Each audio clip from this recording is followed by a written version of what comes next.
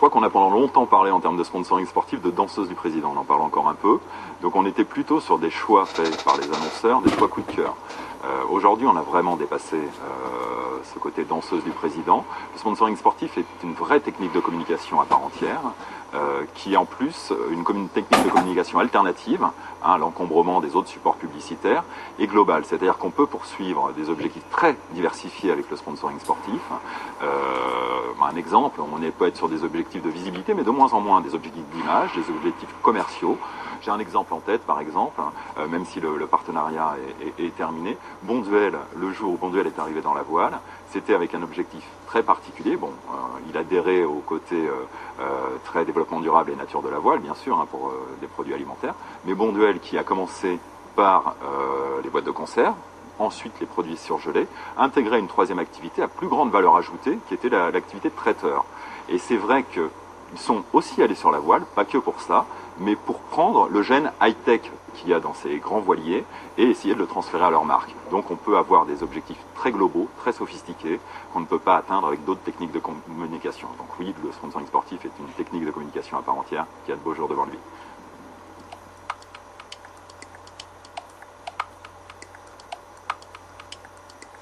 On a de plus en plus de mal en France à rester compétitif dans les activités, dans les disciplines qui sont gourmandes financièrement. C'est-à-dire qu'on a de moins en moins de clubs qui vont loin en football dans les compétitions européennes. Le basket se casse la figure. Et c'est vrai que le problème pour ces deux sports, pour le football, c'est la télédépendance. Et pour le basket, c'est un non-développement de son budget. Et on trouve au cœur de cette problématique de non-développement économique qui débouche sur une perte de compétitivité sportive, on trouve au cœur à chaque fois les enceintes sportives. C'est-à-dire que les stades de foot ne sont pas adaptés aujourd'hui aux besoins d'un club de football moderne. On est dans une économie où le téléspectateur via les droits TV rapporte 4 fois plus que le spectateur. Donc c'est un vrai problème, il n'y a pas assez d'offres VIP non plus. Donc il y a vraiment des choses à développer, mais il y a beaucoup de chantiers en cours. Donc le foot va peut-être rattraper son retard sur les autres pays. Et quant au basket, malheureusement le budget moyen est à 3,5 millions d'euros pour la Pro A, n'a pas évolué depuis 15 ans. Et donc résultat des courses, et c'est ça qui est le plus embêtant, c'est que les résultats sportifs s'écroulent et les clubs français aujourd'hui en Euroleague cette année n'ont gagné qu'un match sur 5. Et c'est vrai qu'avec des salles adaptées, ça serait certainement un peu plus.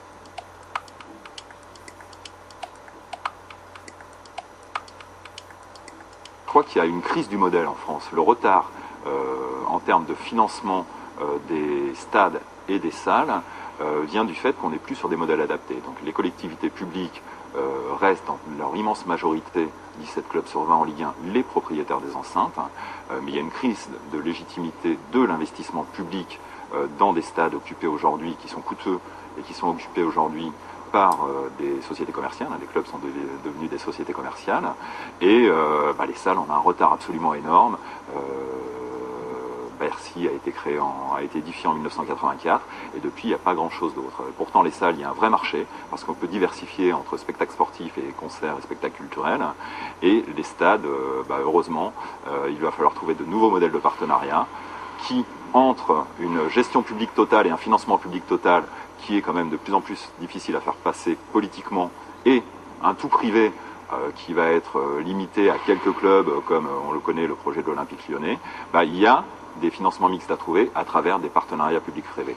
Et je crois que l'avenir, même si on a peu de recul là-dessus, est à la concession de services publics ou au contrat de partenariat. La concession de services publics, on va la tester au Mans, c'était le modèle d'exploitation du Stade de France. Le contrat de partenariat à Lille, il est très important pour le sport français, mais aussi pour les collectivités, de voir ce que vont donner ces deux exemples qui sont extrêmement novateurs.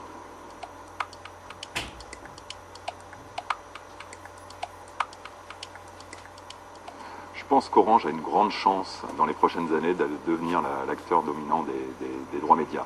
Orange prépare son arrivée sur ce marché depuis 10 ans, en investissant énormément d'abord en sponsoring sportif, pour être légitime sur ce secteur, et en préparant dans un premier temps l'arrivée de la 3G. Il ne faut pas oublier qu'Orange a les droits 3G de la Ligue 1, qui sont partis quand même à 60 millions d'euros, ce qui est pas mal, ils étaient à 30 millions d'euros avant.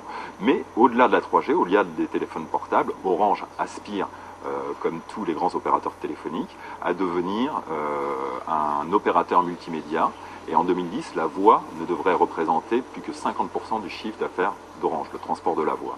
Donc Orange devient beaucoup plus, a une capacité financière qui est absolument énorme, 50 milliards d'euros de chiffre d'affaires, même un peu plus, contre à peine 10 milliards d'euros pour Canal par exemple. Donc oui, il y a une grande chance, une fois qu'Orange va savoir un peu plus, va apprendre son métier de diffuseur de contenu, parce que ça va être un peu nouveau, il y a de grandes chances que Orange devienne un acteur dominant des droits sportifs. Sur les grosses disciplines, comme le foot, ils ont dépensé 200 millions d'euros pour l'achat de ces deux droits en matière de football, le droit du championnat de France de Ligue 1, mais aussi sur des plus petits sports, avec une chaîne qui a été montée avec le Comité national olympique, d'une part, et l'achat dans les derniers jours des droits du handball, qui, grâce à cette nouvelle concurrence, a pu multiplier ses droits par 4.